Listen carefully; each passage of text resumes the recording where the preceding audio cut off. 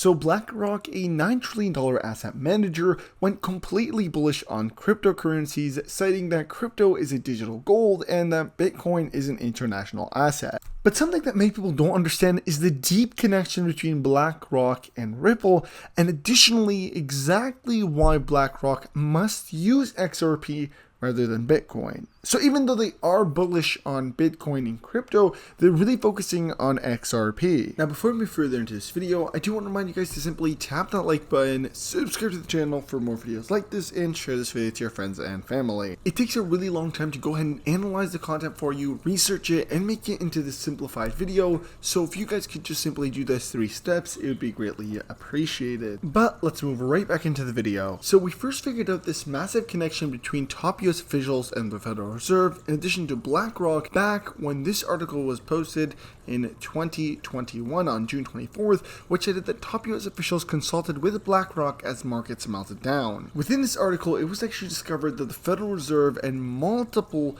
people within the Federal Reserve had actually spoken and consulted with BlackRock, the major institution, to discuss how to improve the economic ability of the United States as all of the stocks and crypto markets were dipping. Shortly after, a video was revealed within regards to the BlackRock CEO speaking about how there is a requirement that they need to fulfill, and that is for a better payment processing system to be revealed and integrated within the United States of America. Let's roll the clip. If you're going to launder money, it's been cash up to this point. So, I mean, Bitcoin is probably... Or jewels. Yeah, okay, but Bitcoin's probably, for total money laundering, it's probably 0.0005. So why pick on Bitcoin for the money laundering when it's obviously hasn't been used up to... Al Capone never had any Bitcoin. So I assume you're also talking about Libra then, too. Libra I don't even think is a cryptocurrency. I don't either. That's what I was going to say. And I don't think it has any inherent value. Besides, it's a debit card. And I don't want it centrally... I mean, and Mark Zuckerberg's involved, and everybody gets to keep the float all... Let's talk about the concept, though. Yeah. Forget about who's created it and what it's trying to do. Yeah.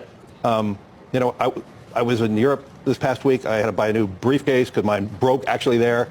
When I was carrying cash to launder? All jewels. Yeah, no. Right. And when I was going to sign the receipt or the electronic thing, they'd asked me, do I want to pay in euro or dollar? Yeah.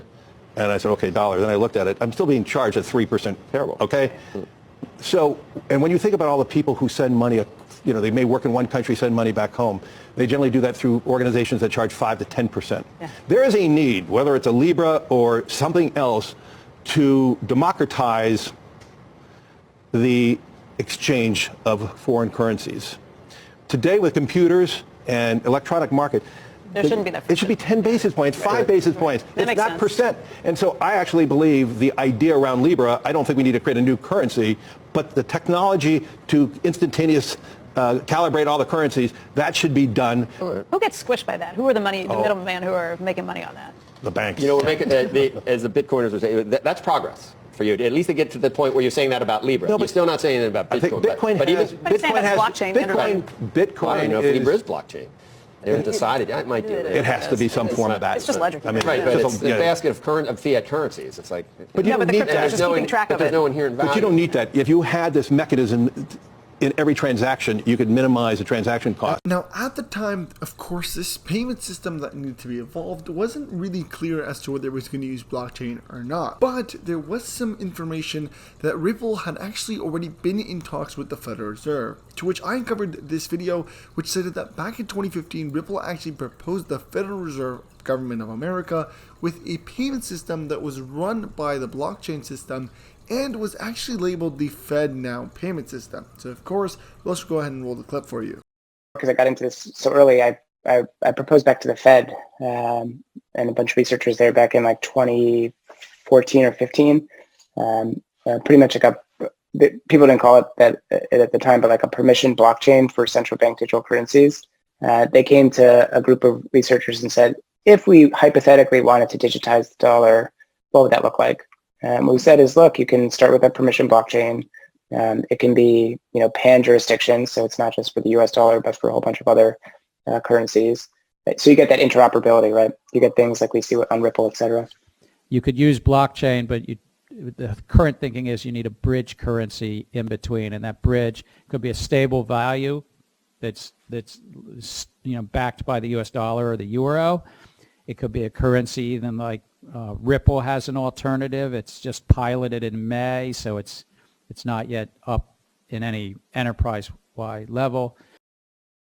Funny enough, even though the Federal Reserve was planning on using Ripple and Blackrock to build this ultimate FedNow payment system, they had not revealed anything within regards to blockchain and didn't even bring up the aspect of blockchain within their payment service. But this all changed in early May of 2023, to which a report cited that the Federal Reserve was officially going to integrate blockchain, also citing that the two major blockchains that they would be looking forward to would be XRP and XLM, to which it stated that Ripple, a prominent provider of cross-border payments and open source distribution ledger technology for financial transactions, may be included among the fintech companies that FedNow will utilize. And additionally, Stellar Lumens XLM, a blockchain-based payment network that offers a quicker and more effective method for executing global payments, might also be among the companies that FedNow will use. This, of course, showed extremely bullish momentum for XRP, but also for the FedNow system, proving that it would be one of the most efficient payment providers in existence. Now, here's where things get extremely interesting.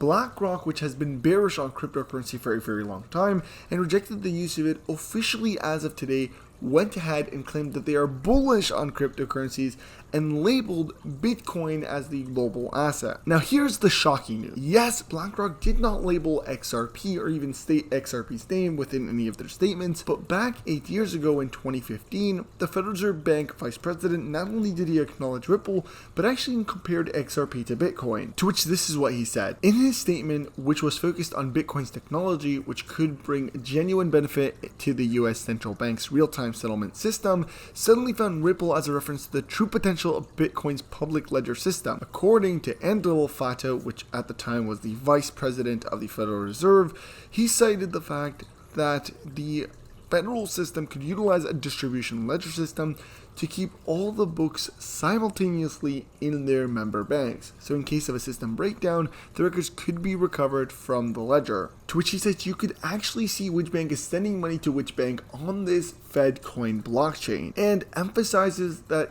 Ripple is a winner in the interbanking gateway business and good for Ripple Labs and XRP's price. Again, this is very bullish for Ripple and XRP, even though you may not have expected it. So what is the value of XRP going to be if the entire asset management company put its asset management wealth into the XRP ledger? Now, after doing a bit of a research, it turns out to be $180. This is by using the market cap of $9 trillion, which is the total wealth that the BlackRock company is actually asset managing. Labeling the market circulating supply as 50 billion, we're looking at $180 per XRP. And this actually is closer than ever. Specifically, once you start to see cross-border payments use for XRP and multiple countries and central banks officially exploring with Ripple blockchain use cases and building their own central digital currency with Ripple, this is all bullish news for XRP. And even though, again, we might not say that we correlate Ripple and XRP, but there is a correlation between Ripple and XRP. The more partnerships,